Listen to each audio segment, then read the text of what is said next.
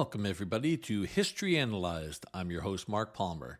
This is a podcast which examines historical events and issues. The event we're analyzing today is the space race. Maybe since the beginning of time, people have dreamt about going to the moon. People started seriously thinking about it with the writings of Jules Verne, and later with radio shows like Buck Rogers and Flash Gordon. There were scientists who believed it was possible, including Robert Goddard. He was an American engineer and physicist who is credited with inventing the first liquid-fueled rocket, which he launched in 1926. True rockets, which could go into space, became a reality in World War II. In World War II, the Nazis developed what they called vengeance weapons. The first was the V1. Now, it just so happens that the V stood for vengeance in English, as well as the German word for vengeance weapon, Vergeltungswaffen. I have no idea if I'm anywhere close to pronouncing that correctly. By the way, another translation for that term is retaliatory weapon. The V1 was a flying bomb. It was an early version of a cruise missile. It was powered by a pulse jet engine. It was launched from mainland Europe towards London. Although many of the V1s got through, the British were able to develop countermeasures, including anti-aircraft guns, barrage balloons, and interceptor fighters by the Royal Air Force. But there was no defense to the V2. That's because the V2 was an actual rocket. Unfortunately, a genius named Wernher von Braun was born in Germany on March 23, 1912. There's a dispute about how to pronounce his last name. Is it von Braun or von Braun? According to his daughter, the correct pronunciation is von Braun. From the time he was a child, von Braun dreamed of sending rockets into space and actually landing on the moon. He graduated from the University of Berlin with a doctorate in physics in 1934. This was bad timing because that was 1 year after the Nazi Party and Adolf Hitler took control in Germany. This passion for space led von Braun to make a Faustian bargain. From everything we know, von Braun was not a believer in Nazi ideology, but he wanted to build rockets, so he went to work in the Nazi rocket program. One of the reasons why the Nazis were willing to spend their limited resources on what seemed like a far-flung program like rockets was because of the restrictions of the Treaty of Versailles. That is the treaty that ended World War I, and it restricted Germany's military. The German army was restricted to 100,000 soldiers. Germany could not have any submarines or any type of air force. But in 1919, when the victorious Allies were drafting the Treaty of Versailles, nobody was thinking about rockets. So there were no restrictions on Germany developing rockets. In 1937, the Nazis built a weapon center at Peenemünde along the Baltic Sea. This was where von Braun and others developed the V2, which was the first practical rocket. Von Braun was the technical director of the secret Army rocket program, and he was only 25 years old. After the war, von Braun always tried to minimize his involvement with the Nazi regime. He was an apolitical scientist who only wanted to go to space. However, he had joined the Nazi Party and even joined the SS. Von Braun claimed that he had to join those two heinous organizations to keep his security clearance and continue working on the rocket programs. He also claimed it was a survival strategy. In his own defense, von Braun pointed out that in March of 1944, Heinrich Himmler, the despicable head of the Gestapo and the SS, arrested von Braun on the suspicion that von Braun planned to escape to England with plans for the V2 rocket. Von Braun spent 2 weeks in prison and then was released to continue his work. Although it is probably true that von Braun did not directly participate in war crimes, at a minimum, he was complicit since the Mittelwerk factory that built his V2 rockets used concentration camp slave labor. Make what you will of his past, but there is no doubting that he was a genius and was the principal person responsible for the development of the V2 rocket. This was the first long-range guided ballistic missile. It was powered by a liquid rocket-fueled engine. The V2 became the first man-made object to travel into space. Beginning in September 1944, the V-2 was used as a weapon launched by the Nazis against London and later Allied-occupied Belgium. Approximately 2,000 V-2s were launched by the Germans. We don't have exact figures, but we believe around several thousand civilians and military personnel were killed as a result of these V-2 attacks. More alarming is that an estimated 12,000 forced laborers who built the V-2 rockets died. And although we don't have the exact numbers, historians are fairly confident that more people died building these rockets as slave labor than as a result of being on the receiving end of these guided missiles. The V-2 rockets traveled at supersonic speed and descended on their targets from space. There was simply no defense to these weapons. Fortunately for humanity, the V-2 was developed too late in World War II to save the Nazi regime. As World War II was coming to a close, the alliance between the US and Britain on one side and the Soviet Union on the other side was starting to fall apart. It was clear that there would be two superpowers after the war, the US versus the brutal Stalinist regime of the USSR. Both the Americans and the Soviets wanted to get as much of the German rocket technology as they could. As the Red Army got close to the German rocket facility at Peenemünde along the Baltic Sea, von Braun and his team of scientists and engineers were ordered to a safer part of Germany. At this time, von Braun could see that the war was coming to a rapid close, and he and his team all agreed that they wanted to surrender to the Americans and definitely not get captured by the Soviets. Yes, the British were also closing in on Germany, but von Braun was looking forward to the post-war world and knew that Britain was bankrupt and would not be financing any rocketry program. The race was on between the Soviets and the Americans. Starting in 1945, there was a secret U.S. program called Operation Paperclip. This was a program carried out by the American Army's Counterintelligence Corps to capture as many German scientists and engineers as possible and transfer them to the U.S. to bolster America's knowledge on military weaponry and to keep the scientists and engineers out of the hands of the Soviets. Approximately 1,600 German scientists, engineers, and technicians were brought to the U.S. as part of Operation Paperclip. Unfortunately, the Soviets were doing the same thing. Rocketry was only one field where the Germans were advanced.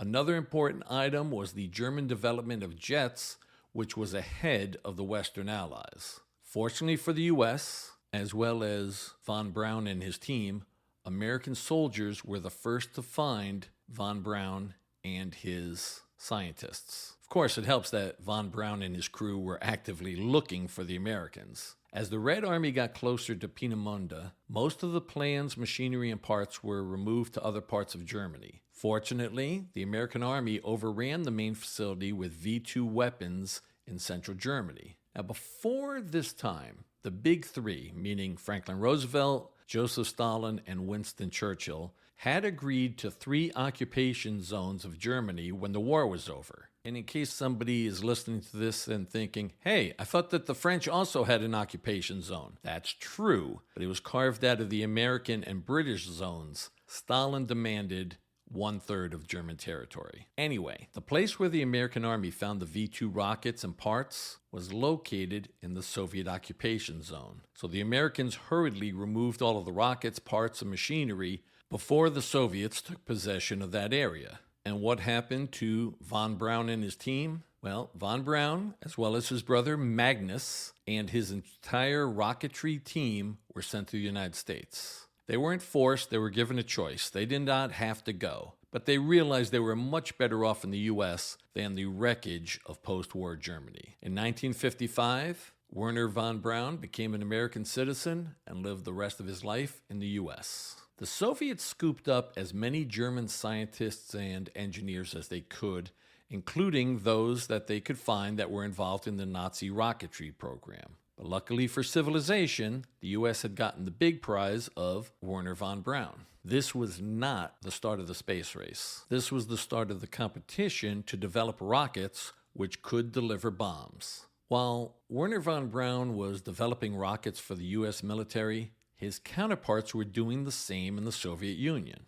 Von Braun tried to get the American government to listen to him about the advantages of space exploration. He talked to anybody that would listen in the government about the importance of placing satellites into the Earth's orbit. Essentially, nobody cared. They just wanted him to build rockets for military use. In 1949, the USSR joined the Nuclear Power Club when they exploded their first atomic bomb. Both sides of the Cold War knew that atomic weapons were utterly devastating, and both the Soviets and the Americans had the same idea. The ultimate weapon would be to develop an intercontinental ballistic missile, commonly referred to as an ICBM, with a nuclear warhead. In other words, a rocket that could travel long range and drop an atom bomb on the enemy. While the American government failed to grasp the significance of space exploration, the Soviets understood its incredible propaganda value. Sergei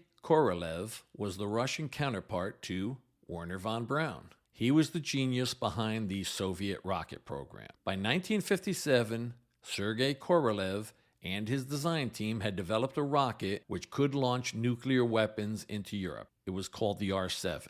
Korolev convinced the Kremlin that this same R-7 rocket could launch a satellite into space. Nikita Khrushchev was the Soviet premier at this time and was finally convinced by the people around him that this would be incredible advertising for the superiority of the communist system over the capitalist democracies. On October 4, 1957, the Soviets launched Sputnik. That was the name of the satellite launched into space. It was small, approximately 23 inches in diameter, essentially the size of a beach ball. It was a round silver ball with 4 antennas. All it did as it orbited the Earth was send out a beeping signal. The batteries lasted for 21 days, and that's how long the beeps were sent. The purpose of the beeping signal was to prove to people throughout the world that there was an artificial satellite orbiting the Earth. Fun fact, the name Sputnik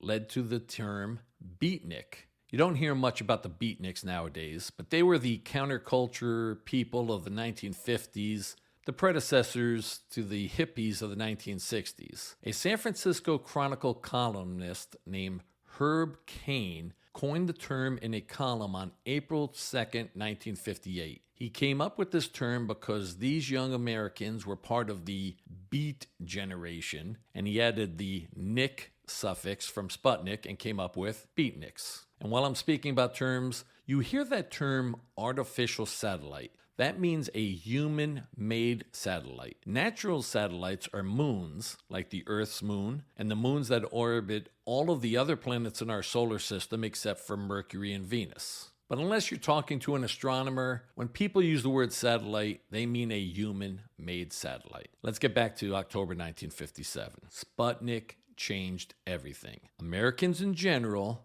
and the U.S. government as well, viewed the Soviet Union as a backward country with muscle. They had an enormous army and they could develop weapons like atomic bombs, but only after the U.S. did so first. Now the Soviets were ahead of the Americans when it came to space. It wasn't just a loss of prestige, even though the U.S. certainly liked to think of itself as the most advanced country on Earth. There was a concern that if the Soviets could put satellites into space, what military advantages would that mean for the USSR? Could they put satellites into orbit to spy on America and her Western allies? Could they put missiles up there which could be launched and drop atomic weapons on the U.S. from space? The U.S. needed to respond. In short, the space race had finally begun. After coming to the U.S., von Braun and his team worked for the U.S. Army, first at Fort Bliss near El Paso, Texas, and the nearby White Sands Proving Grounds in New Mexico. Then they were later relocated to the Redstone Arsenal in Huntsville, Alabama. By 1953, von Braun's team had developed America's first ballistic missile, the Redstone, which could hurl a nuclear warhead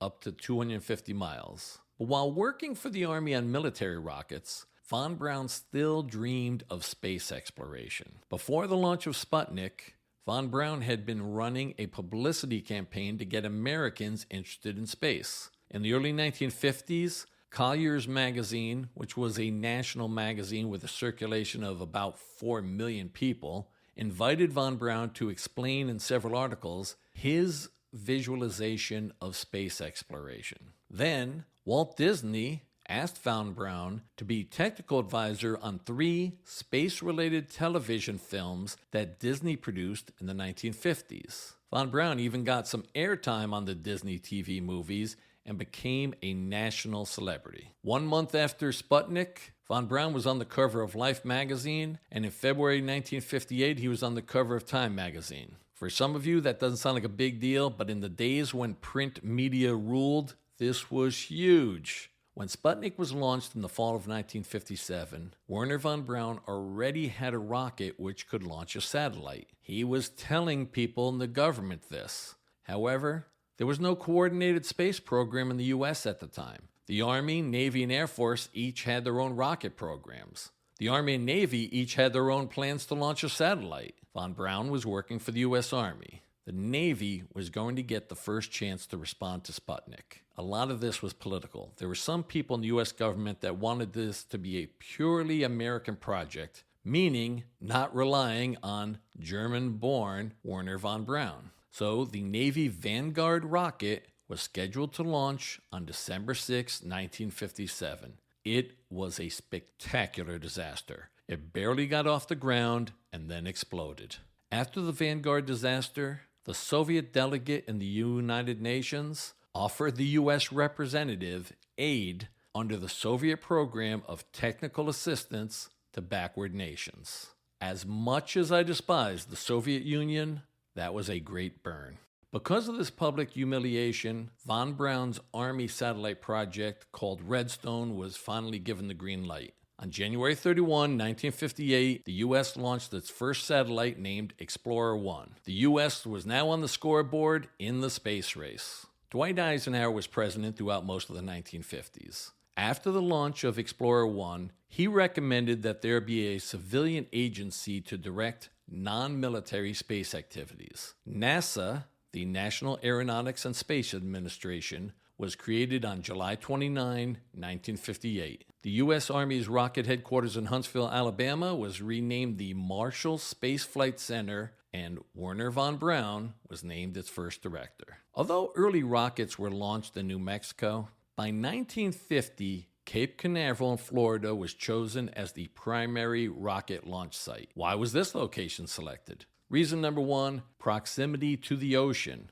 This allowed for rockets to travel over unpopulated areas, meaning the Atlantic Ocean. If there was a problem after launch, the mission control people could have the rocket crash into the Atlantic instead of a populated area. Modern rockets have multiple stages. When one stage runs out of fuel, it is shed from the rocket and falls into the ocean instead of onto land. Reason number 2, proximity to the equator. The Earth makes one rotation approximately every 24 hours. Locations close to the North or South poles do not travel as far to make one rotation. Places along the equator travel much farther in 24 hours to make one complete rotation of the globe. So locations closest to the equator are moving faster. That extra speed helps launch rockets. Okay, so that explains the selection of Florida as a launch site. What about Mission Control Headquarters? When NASA was formed, it was headquartered just outside of Washington, D.C. Once it was decided that the goal of NASA would be to go to the moon, they needed a much larger command facility. This was in 1961, and John Kennedy was now president. Most of us know that Mission Control, officially called the Manned Spacecraft Center, is located in Houston.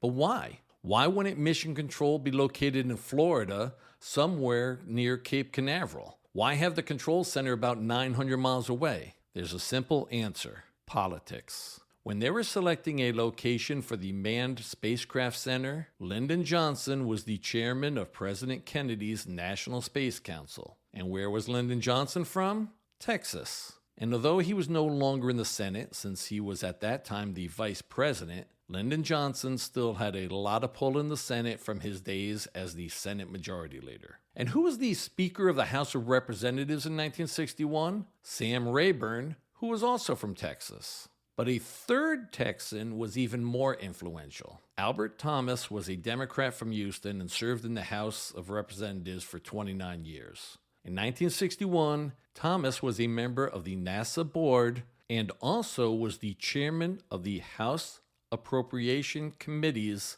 Subcommittee on Defense. In short, he could control where the money went. Mission Control ended up in Houston. Houston was already a growing city in 1961, but the placement of Mission Control with all of the NASA jobs and related industries really helped spur its growth. It's now the fourth largest city in the United States, and it's closing in on Chicago for the number 3 spot. The Manned Spacecraft Center officially opened for business in Houston on November 1, 1961. In 1973, the Manned Spacecraft Center was renamed the Lyndon B. Johnson Space Center. All right, back to the space race. Besides being the first country to launch a satellite into orbit, the Soviets took the lead in space in other ways. They were the first ones to launch a living creature into space. That was a dog named Laika, who was launched inside a satellite on November 3, 1957, essentially 1 month after Sputnik. This did not generate the goodwill that the Soviets hoped for. Laika was sent on a one-way trip. There were no plans to return her to Earth. She survived the launch, but died within hours of reaching space from overheating.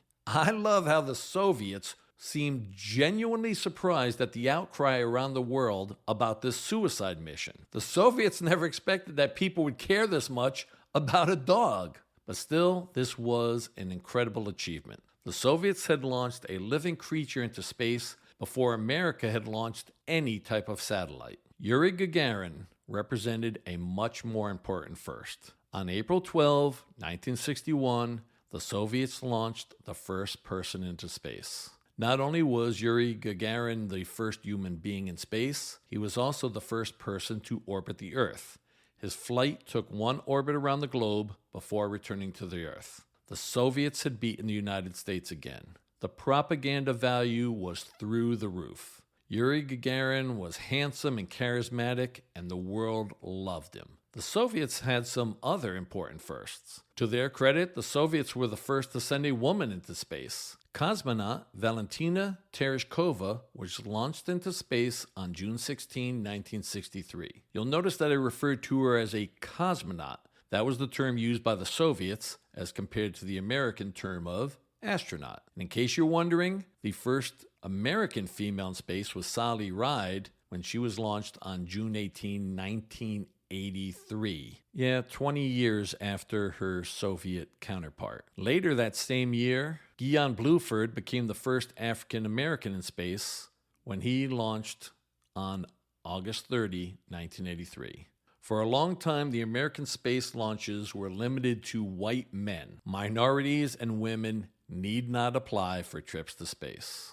Back to the space race. Just 23 days after Yuri Gagarin of the Soviet Union became the first person in space, astronaut Alan Shepard became the first American in space. This was part of Project Mercury, which I'll tell you more about later. Alan Shepard was powered into space by a Redstone rocket designed by, come on, you guessed it, Wernher von Braun and his team. From the time of Sputnik in 1957 until the spring of 1961, NASA was taking incremental steps. But there was no ultimate objective. John Kennedy had become president on January 20, 1961. He wanted to leapfrog the Soviets and take the lead in space exploration. Kennedy was convinced that what was needed was a definitive goal. He spoke with people from NASA and wanted to know, realistically, what was possible. Specifically, could we send people to the moon, and if so, how soon? JFK decided that the ultimate goal should be to land astronauts on the moon and that we needed a deadline. On May 25, 1961, Kennedy spoke to a joint session of Congress to outline his proposal. Here is the part of that speech that has gone down in history. I believe that this nation should commit itself to achieving the goal before this decade is out of landing a man on the moon and returning him safely to the Earth. No single space project in this period will be more impressive to mankind or more important for the long-range exploration of space. Think about how audacious that was. At that point, the only accomplishment by NASA for manned space flights was a 15-minute flight by Alan Shepard on May 5, 1961. And that wasn't even an orbital flight. And now, Kennedy was committing America to putting a man on the moon within 8.5 years. That launch of Alan Shepard was a baby step. There was an incredible amount of work to be done.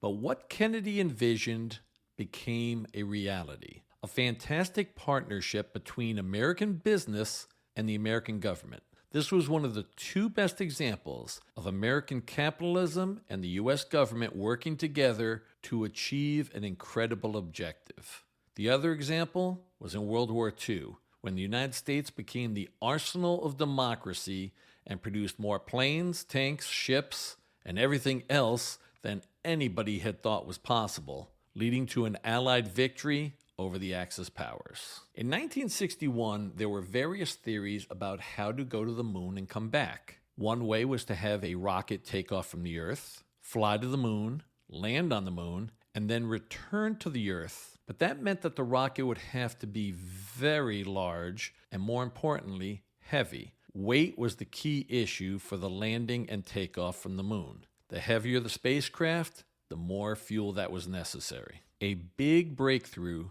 came when a guy named John Hobart came up with the idea of Lunar Orbit Rendezvous, or LOR. John Hobart was not high up in NASA. He was one of the many engineers working for the agency, but he became the most vocal person pushing for LOR. Lunar Orbit Rendezvous meant having a separate lunar module. Instead of having one large spacecraft that was capable of taking off from the Earth, traveling to the moon, land on the moon, and then return to the Earth, why not have two spacecrafts? The main craft, designated as the command module, would orbit the moon. A separate, much smaller craft, designated as the lunar module, would descend to the moon, allowing the astronauts to walk on the lunar surface, and then take the astronauts back into lunar orbit, where they would dock with the command module for the journey back to the Earth. The lunar module would then be jettisoned and left orbiting the moon. By the way, you often hear the lunar module referred to as the LEM. That was the acronym LEM for Lunar Excursion Module, which was the original name. It was later changed to just the lunar module, but the NASA people still always referred to it as the LEM. So when you see that term in movies, that's where that comes from. John Hobart fought hard for this idea of the separate lunar module, and in early July 1962, it was officially decided that that was the way the Apollo program would proceed. Again, this was done to reduce weight and the amount of fuel necessary. Now that there was a rough outline of how to land astronauts on the moon and return them to the Earth, NASA needed to work out all of the procedures. The different procedures were done on different missions over Projects Mercury, Gemini, and Apollo. In 1961, Project Mercury was already underway. Project Apollo, the actual landing on the moon, was begun at that time. It was then decided that a project was needed to bridge the gap between Mercury and Apollo, and Project Gemini was born. There were a multitude of answers necessary for the difficult task of supporting human life on a trip to the moon and being able to return them safely. Early on, scientists had determined how to get a rocket to the moon if all you wanted to do was crash land. On September 12, 1959, the Soviets launched Luna 2, which landed on the moon. This was not a landing that a person could survive, but on September 14, 1959, it was the first human-made object to land on the moon. Luna 2 was successful, but only after several failures. A lot of the Soviet fiascos were unknown until the fall of the Soviet Union in 1991. The American space program announced launches ahead of time and televised the events. This meant that when NASA had failures, the whole world could see. The Soviets did everything in secrecy. If the mission was successful, only then did they announce it. Soviet failures were covered up. Let's get back to the American space program. Started with Project Mercury, which ran from 1958 through 1963. After an exhaustive search, 7 astronauts were selected. These were the men known as the Mercury Seven: Scott Carpenter, Wally Schirra, Alan Shepard, Gordon Cooper, Gus Grissom, Deke Slayton, and John Glenn. There were supposed to be 7 flights, with each flight being a solo mission. However, in March 1962, it was determined that Deke Slayton had a variable heart rate. Slayton was scheduled to be launched into space in May 1962, but because of the diagnosed heart problem, he was grounded and fellow Mercury 7 astronaut Scott Carpenter took his place. There ended up being only 6 Mercury missions. You don't have to feel too bad for Deke Slayton, because after he was grounded, he became the assistant director of the astronaut office, and by 1966, he was the director of flight crew operations. And even better for him, Slayton was eventually medically cleared to go on a mission in space in 1975. As I told you earlier, Alan Shepard became the first American in space with his suborbital flight on May 5, 1961. After another suborbital flight in 1961, NASA took a giant step forward when John Glenn became the first American to orbit the Earth on February 20, 1962. He orbited the globe 3 times and then successfully returned to the Earth. John Glenn became a national hero. He got a ticker tape parade in New York City with an estimated 4 million people in attendance. For a while, he was probably the most popular person in the United States. There were 3 more Mercury missions, but I'm going to skip on to Project Gemini. It's not that the details of the space missions are not fascinating, just that there's way too much information to cover in one podcast episode. As I explained earlier, all 6 of the Mercury missions were solo flights. In Project Gemini, there were 2 astronauts on every mission. Project Gemini started in 1961 and concluded in 1966, but the actual rocket launches were all from 1964 to 1966. You'll note that the 3 programs, Mercury, Gemini, and Apollo, overlapped each other. There were a total of 10 crewed missions. By the way, I'm saying crewed, C-R-E-W-E-D, not crewed, C-R-U-D-E, meaning that the spacecraft had crews, in other words, human beings on board. NASA sent a lot of unoccupied rockets, and even sent some with animals instead of people. Project Gemini had 4 main goals. Number 1, the ability to do extravehicular activity, which NASA called EVAs, and most people called spacewalks. Number 2, to understand how spacecraft could rendezvous and dock in orbit around the Earth and the Moon. Goal number 3, to perfect re-entry and landing methods. And goal number 4, to test the endurance of human beings spending long periods of time in space, up to 2 weeks. Project Gemini had a larger rocket than Mercury. This was a rocket designed for the Gemini program. After 2 uncrewed missions, the first crewed mission was Gemini 3 in March 1965. Gemini 4 was a 4-day mission in June 1965. The highlight was when astronaut Ed White became the first American to take an EVA, the first American spacewalk. Gemini 8 was the first docking in space by NASA. As I explained earlier, it had been decided in 1962 that Apollo would use the LOR method, the Lunar Orbit Rendezvous, with a separate command module and a separate lunar module. Those 2 spacecrafts would have to be able to dock in space. The 2 astronauts on Gemini 8 were David Scott and Neil Armstrong. Hopefully you've heard of that second guy. On March 16, 1966, Gemini 8 was launched. 2.5 hours earlier on that same date, an unmanned vehicle named the Agena had been launched. The purpose was to have Gemini 8 track down the Agena, which was already orbiting the Earth, and to successfully dock the 2 spacecrafts. They docked and undocked several times. Project Gemini was successful over its 10 crewed missions. They accomplished all 4 of those goals. The last of those goals, how long humans could stay in space without any ill effects, was demonstrated by Gemini 7 in December 1965 when they were in space for 2 weeks. Now it was on to Project Apollo and the Moon. As I explained earlier, Apollo had actually begun in 1961. Contrary to what many people believe, Wernher von Braun was not the director of Project Apollo. He was the person in charge of building the largest rocket the world had ever seen that could get astronauts all the way to the moon. Eventually, von Braun and his team built the Saturn V rocket.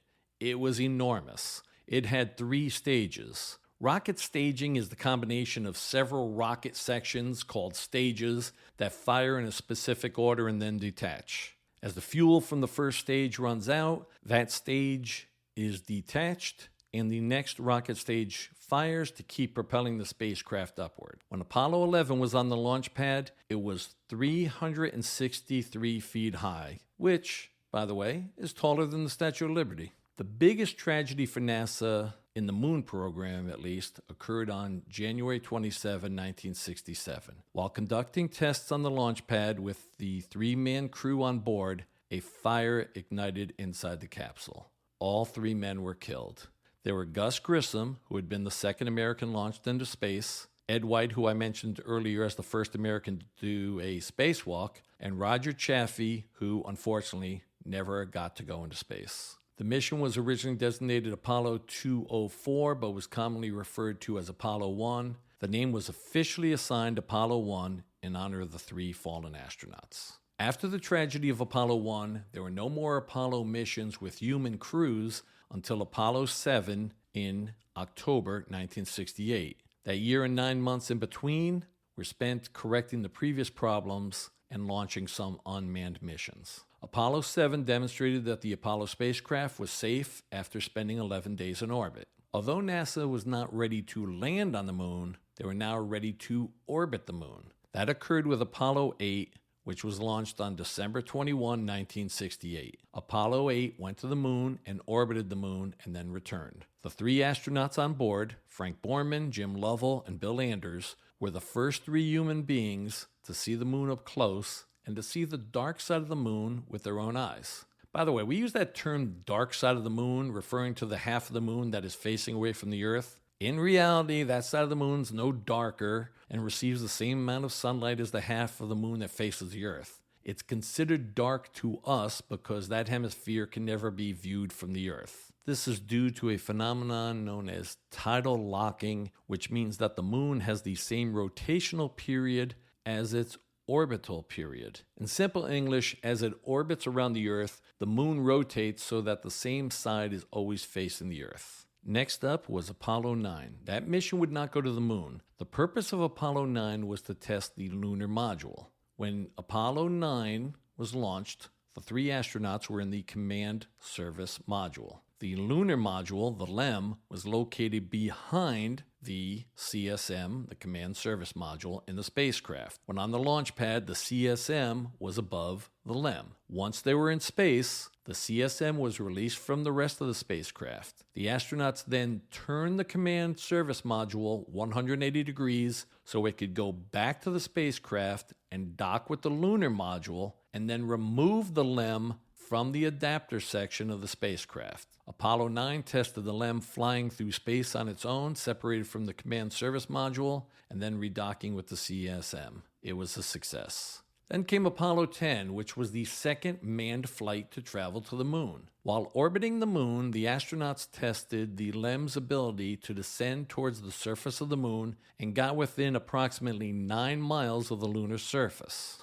NASA named the command modules and the lunar modules of their flights. By far my favorite names were those chosen for Apollo 10. The command module was named Charlie Brown, and the lunar module was named Snoopy. How great was that? I've always wondered what the Soviets thought of those names.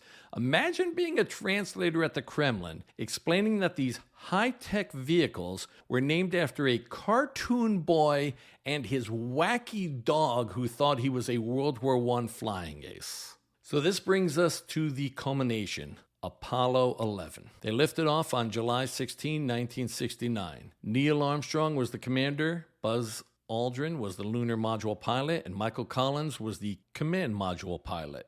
Everything went well, and they safely reached the moon's orbit. Michael Collins remained in the command module, named Columbia, when Neil Armstrong and Buzz Aldrin took the LEM, named Eagle, down to the moon. The Apollo 11 mission emblem, or insignia, was designed by Michael Collins. It depicts an eagle landing on the surface of the moon with the Earth in the background. The only words are Apollo 11. The astronauts' names are not listed, and there's no reference to the United States. And the eagle's talons is the olive branch of peace, showing that the purpose of Apollo 11 was the peaceful exploration of the moon. Buzz Aldrin really wanted to be the first person to step onto the moon. He lobbied hard to be the first one out of the LEM, but the people making the decisions at NASA decided Neil Armstrong would be first because of his quiet and calm personality, as demonstrated by the fact that he never requested the honor.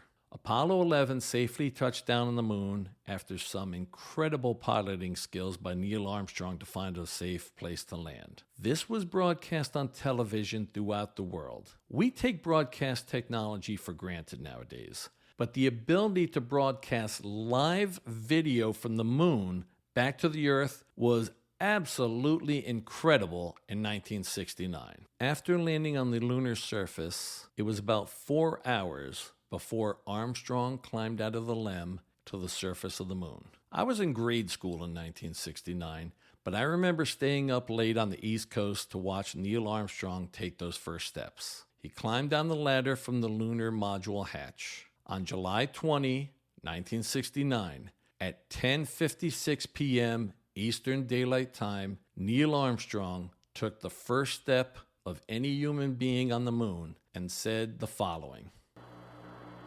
It's one small step for man, one giant leap for mankind. More than 1 billion people throughout the earth were watching and listening. There's a question about exactly what did he say. Armstrong later claimed he said, "That's one small step for a man, one giant leap for mankind."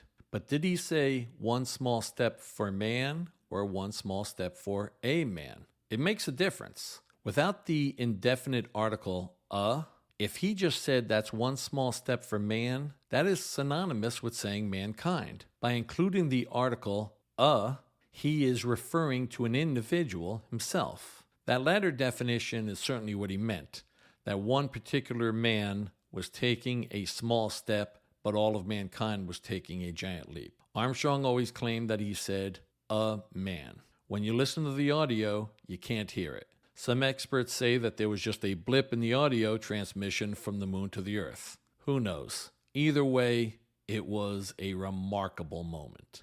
It truly seemed like a miracle. So many of mankind's tremendous achievements had horrific results. An easy example is the splitting of the atom, which led to nuclear weapons. But this was an achievement for all of humanity. Human beings were walking around on the moon. 20 minutes after Armstrong, Buzz Aldrin got out of the LEM and walked on the moon. Commemorative medallions bearing the names of the 3 Apollo 1 astronauts who died in the fire I described earlier, and 2 Soviet cosmonauts who also died in accidents, were left on the moon's surface. Also left on the moon was a 1.5-inch silicon disc containing micro-miniaturized goodwill messages from 73 countries, as well as the names of congressional and NASA leaders. While on the moon, Armstrong and Aldrin received a call from the President of the United States, who was Richard Nixon at that time. The entire EVA, extravehicular activity,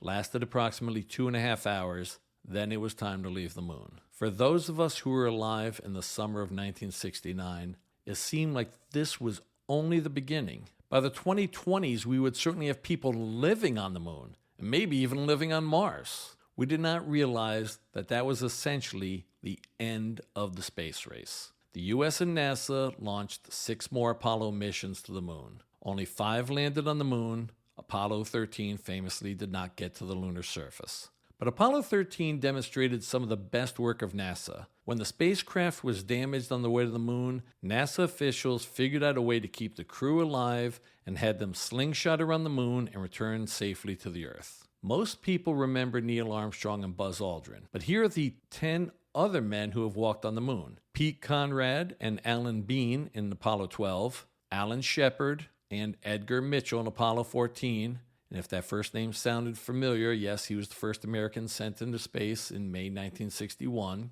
David Scott and James Irwin walked on the moon with Apollo 15. John Young and Charles Duke landed with Apollo 16. And the last people to walk on the moon were Gene Cernan and Harrison Schmitt with Apollo 17, which left the moon on December 14, 1972. Originally, NASA had scheduled moon missions through Apollo 20, but the public had lost interest and would no longer support the tremendous monetary expenditures. So Apollo 17 was the last manned moon mission. Apollo 18, 19, and 20 were canceled. After the Apollo missions to the moon, NASA continued with other space exploration, including the space shuttle missions, the space station, and unmanned vehicles to other planets, as well as some like Voyager 1 and Voyager 2, which have left the solar system. These are incredible achievements, so it's utterly ridiculous that I even need to address this next topic. But I can't believe that there are people who believe that the moon landing was a hoax. Surveys show approximately 5% of the American population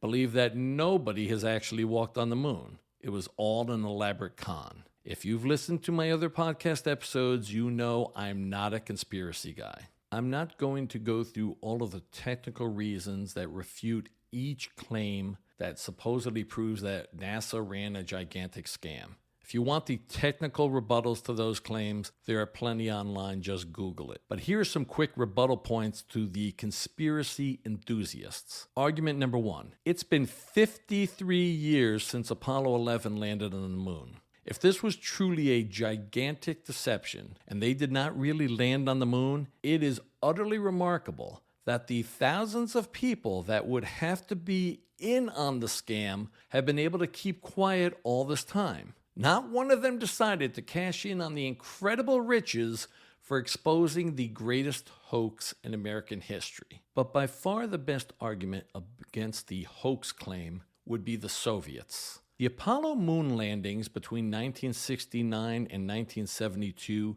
were at the height of the Cold War. The Soviets were our arch enemies. They were spending a fortune and putting people's lives on the line as well as their national prestige to beat the United States to the moon. Does anybody, and I mean anybody, believe that the Soviets would not have exposed the hoax if Apollo 11 and the 5 subsequent Apollo flights did not really land on the moon?